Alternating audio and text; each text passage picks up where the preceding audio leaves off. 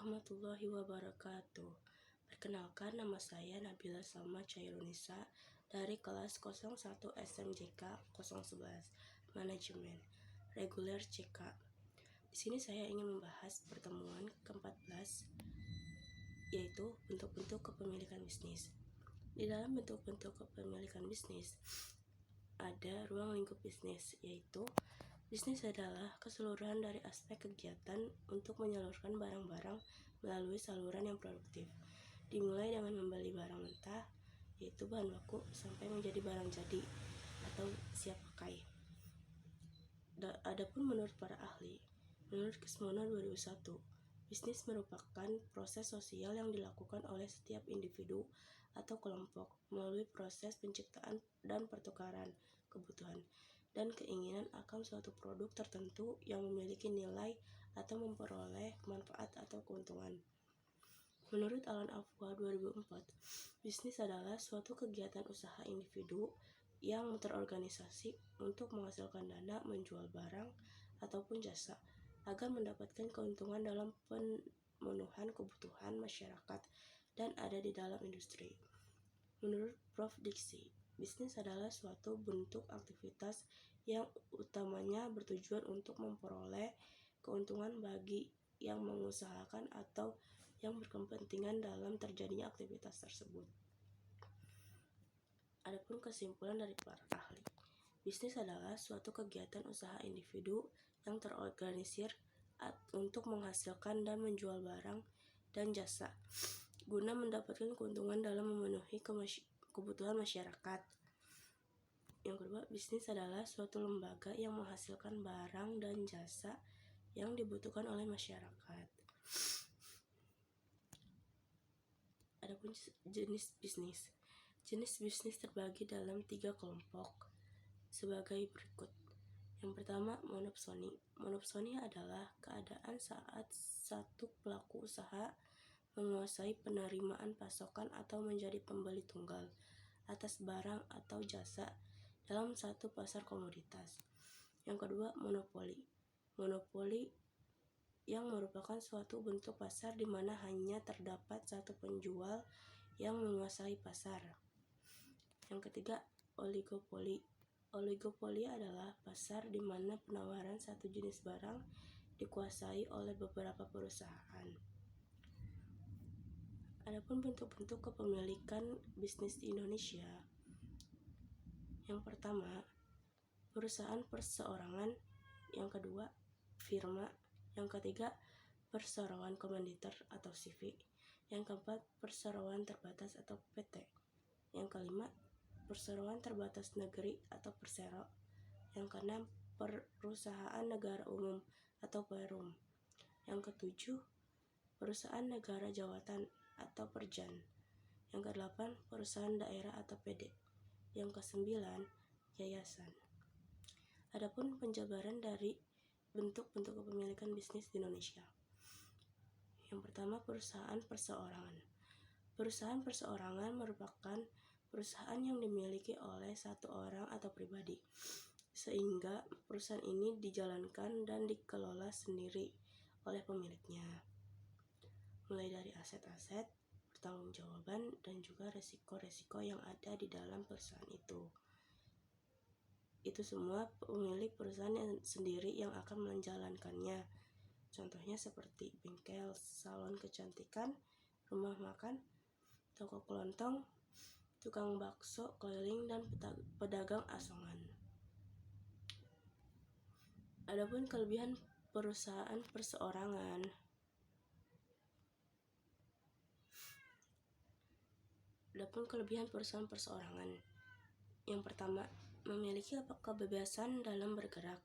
Yang kedua, pemerintah tidak memungut pajak perusahaan, tapi hanya pajak pemilik. Yang ketiga, penguasaan sepenuhnya terhadap keuntungan yang diperoleh. Yang keempat, rahasia perusahaan terjamin. Adapun kekurangan perusahaan perseorangan. Yang pertama, menanggung tanggung jawab hukum dan keuangan yang tak terbatas. Kedua, keterbatasan kemampuan keuangan. Yang ketiga, keterbatasan kemampuan manajerial. Yang keempat, penanganan penanganan aspek hukum yang minimal. Yang kedua, ada firma. Firma adalah bisnis yang terjalin atas persekutuan dua orang atau lebih dengan menggunakan nama bersama dalam menjalankan usaha. Tanggung jawab dari setiap anggota firma tidak terbatas dengan pembagian keuntungan ataupun pertanggung kerugian yang sama oleh masing-masing anggota.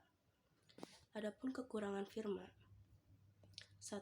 Tanggung jawab pemilik tidak terbatas terhadap seluruh hutang perusahaan.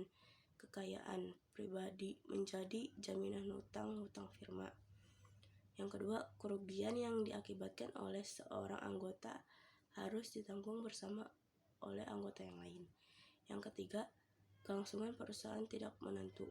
Sebab jika salah satu anggota membatalkan perjanjian untuk menjalankan usaha bersama, secara otomatis firma menjadi bubar. Adapun kelebihan firma. Yang pertama, kemampuan manajemen lebih besar karena adanya pembagian kerja di antara para anggota. Yang kedua, pendirian firma relatif lebih mudah karena tidak memerlukan akte pendirian. Yang ketiga, kebutuhan modal lebih mudah terpenuhi, lebih mudah memperoleh kredit karena mempunyai kemampuan finansial yang lebih besar. Yang ketiga, perseroan komanditer atau CV. CV adalah kepanjangan dari Commanditair Vennootschap dalam bahasa Belanda.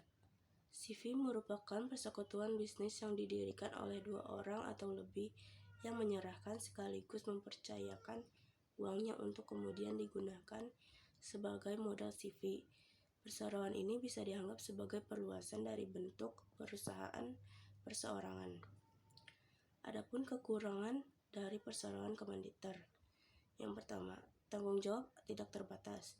Yang kedua, kelangsungan hidup tidak terjamin. Yang ketiga, sulit untuk menarik kembalinya modal, terutama bagi sekutu pimpinan.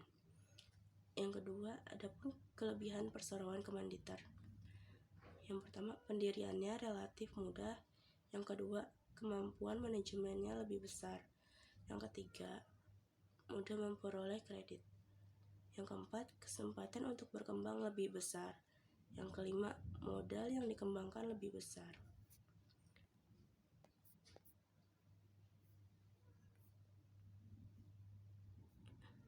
4. Perseroan terbatas. Bentuk bisnis yang terdapat pemisahan pada harta, hak, dan kewajiban pribadi dengan pendiri maupun pemilik perusahaan. Perseroan terbatas memiliki modal usaha berupa saham yang dimiliki oleh pendiri, sekutu ataupun pihak lain yang mengambil bagian melalui pembelian saham. Dan para pemilik modal saham tersebut memiliki tanggung jawab yang terbatas atas utang-utang perusahaan sesuai porsi modal saham yang dimiliki. Adapun kekurangan perseroan terbatas. 1. Jual beli saham secara bebas dapat menimbulkan spekulasi pada kondisi harga saham jatuh. PT yang besar pun bisa terancam bangkrut. Yang kedua, rahasia perusahaan kurang terjamin karena seluruh kegiatan perusahaan harus dilaporkan kepada pemilik modal atau saham. Yang ketiga, pemegang saham kurang peduli terhadap kondisi perusahaan karena lebih mengutamakan perolehan dividen. Adapun kelebihan perseroan terbatas. 1. Modal yang dikumpulkan lebih besar yaitu melalui penjualan saham. Yang kedua, lebih mudah untuk melakukan perluasan usaha didukung oleh modal yang kuat. 3. Kemampuan mendapatkan kredit lebih baik didukung oleh kredibilitas perusahaan. Adapun kelebihan perseroan terbatas. 1. Modal yang dikumpulkan lebih besar, yaitu melalui penjualan saham. Yang kedua, lebih mudah untuk melakukan perluasan usaha didukung oleh modal yang kuat. 3. Kemampuan mendapatkan kredit lebih baik didukung oleh kredibilitas perusahaan. 5. Perseroan terbatas negeri atau Persero.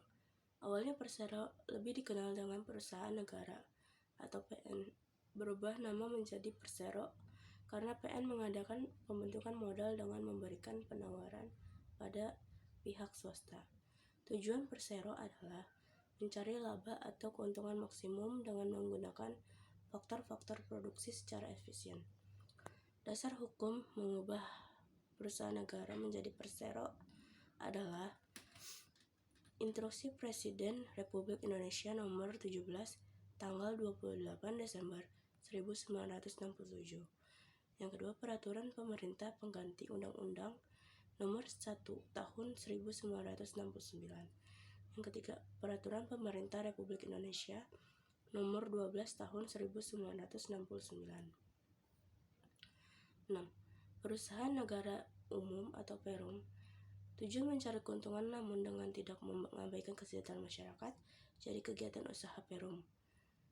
Perum adalah untuk melayani kepentingan umum dengan bidang-bidang usaha vital bagi masyarakat. Dari pihak swasta diperbolehkan menanam modalnya meskipun seluruh modal Perum dimiliki oleh negara. Perum dipimpin oleh suatu direksi yang bertanggung jawab atas segala hubungan hukum dengan pengelolaan usaha dan diatur dalam hukum perdata. 7. Perusahaan Negara Jawatan atau Perjan. Perjan merupakan bagian dari Direktorat Jenderal sehingga memiliki hak pada fasilitas-fasilitas negara. Dalam hal ini, Perjan atau Perusahaan Negara Jawatan merupakan sebuah bisnis negara dengan tujuan untuk mensejahterakan masyarakat umum dengan ketentuan efisiensi. Perjan sendiri merupakan bagian dari Direktorat Jenderal sehingga memiliki fasilitas dari negara. Adapun ciri-ciri perusahaan negara jawatan. Yang pertama, berorientasi pada pelayanan publik. Yang kedua, berdiri atas dasar peraturan pemerintah. Yang ketiga, bagian dari pemerintah.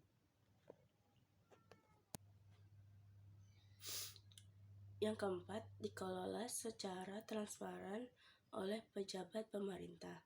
Yang kelima, aset yang dimiliki merupakan milik negara. Yang kedelapan, perusahaan daerah atau PD. PD merupakan suatu bentuk bisnis yang sahamnya dimiliki oleh pemerintah daerah dengan pendapatan modal yang dipisah antara modal dari perusahaan dengan modal dari negara. PD ini sendiri dijalankan untuk mendapatkan keuntungan guna membangun daerah. 9. Koperasi. Koperasi adalah bentuk bisnis yang beranggotakan orang-orang atau badan-badan yang bekerja sama dengan asas kekeluargaan dengan tujuan untuk meningkatkan kesejahteraan para anggota. Tujuan perusahaan ini adalah untuk mencari keuntungan yang digunakan untuk pembangunan daerah. Dan yang kesembilan, menurut Undang-Undang Nomor 28 Tahun 2004 dijelaskan bahwa yayasan adalah badan hukum yang terdiri atas kekayaan yang dipisahkan dan diperuntukkan untuk mencapai tujuan tertentu di bidang sosial, keagamaan, dan kemanusiaan yang tidak mempunyai anggota. Macam-macam bentuk yayasan. Yang pertama, bidang sosial. Kedua, bidang kemanusiaan. Ketiga, bidang keagamaan. Adapun tujuan dari yayasan, yaitu yang pertama, yayasan dibentuk dengan tujuan yang jelas, yakni untuk mencapai tujuan sesuai dengan bentuk awal didirikannya sebuah yayasan. Ketiga tujuan tersebut adalah sosial, kemanusiaan, dan keagamaan. Yang kedua, yayasan cenderung memiliki sifat yayasan cenderung harus memiliki sifat yang sama dengan bentuk dari yayasan tersebut, seperti sosial, kemanusiaan, dan keagamaan.